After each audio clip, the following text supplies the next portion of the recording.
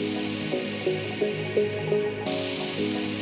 it's Timmy O'Neill, and we're live from Summer Market 2013, live from OR, in fact. And we're here with Alex Honnold and Cedar Wright. Fellas, how are you? Doing good? Awesome. Great. Enthusiastic as ever. Yeah! So excited. Yeah, so excited to be here because you're so tired still, maybe from your last journey when you guys flew here using your arms. Yeah. Not true. Where are my arms tired? Okay, so you guys recently did some epic adventure where you rode bikes Yep, and climbed mountains. that was the basic idea. What state were you in when that happened?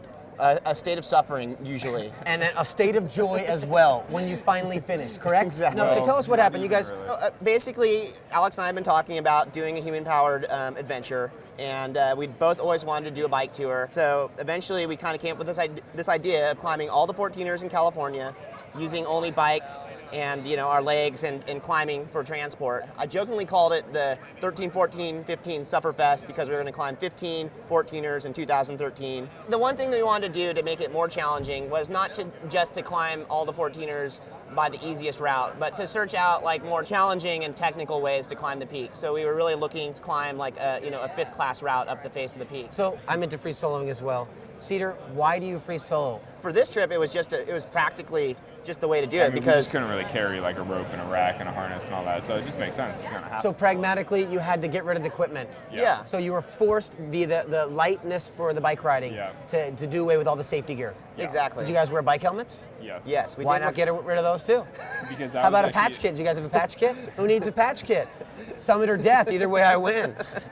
I mean, you have a point. And you also ate a ton of Cliff Shot and Cliff Bar and Yeah, Cliff everything, we didn't ate you? a lot of Cliff You guys just like everything. packed your panniers full with Cliff Bars and was a full Cliff Bar set. Actually, We one actually of us, did. Yeah. One of us, being Cedar, bought the smallest panniers on the market, so we actually didn't pack them full of very much because they were actually too small for all our possessions. And did you guys only panniers, no little Only carts? or- panniers, yeah. It Well, was in a small backpack. I mean, basically just got on Google and like Googled like bike touring, and then I found this site that was like ultralight touring, and I was all, And then he found the cheapest panniers that are sold, and then he was like, those look perfect, $14, what could go wrong? What could be wrong with those? Now you guys are still young and limber enough that you can take a lot of beating and pain. he is. Cedar's actually not that young. Cedar's not. Cedar, you're aging, right? Yeah, especially on that trip, I aged a lot, but it was an amazing adventure. It was type 2 fun. Or like type 3 maybe. It might just not have been fun at all. It wasn't fun at all, but later now it's like weeks after the experience, your glutes are better, your knees are healing, Yeah. you guys aren't clearly suffering anymore because we're an outdoor retailer where it's not about suffering. What's a lesson learned from it? What did you take away from the trip, Alex? Sincerely. The lesson we learned is yeah. that you always forget suffering like within a few weeks. Like you forget the worst No parts of matter it, how bad something is, like you'll forget how bad it was. and then you're ready to do it again. Yeah. So Cedar, Alex, there's a lot of people out there that surprisingly look up to you guys, and They're they all love. misguided. They're totally misguided. Yeah. And so, what would your message be to these kids? Seriously, there's individuals out there like, wow, Cedar, Alex have the coolest lives out there, and they perhaps get in touch with you and say, how did you do it, right? And so, how did you do it? If you have genuine passion in life, if you have something that you really love to do, then you just do it, and then everything will fall into place around that love for what you do. And be crafty and be creative and be passionate, and I think that will reward you. And I've been very lucky, and Alex has been very lucky to be rewarded with climbing careers. So, what's coming up next for you? What's on the horizon for Alex Honnold?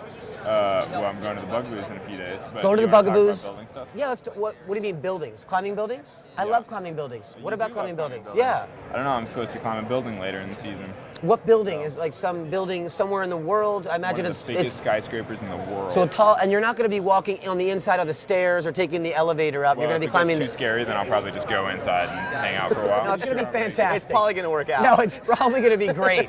There's at least a 60% chance I'm going to stick it. I think you're totally going to stick it.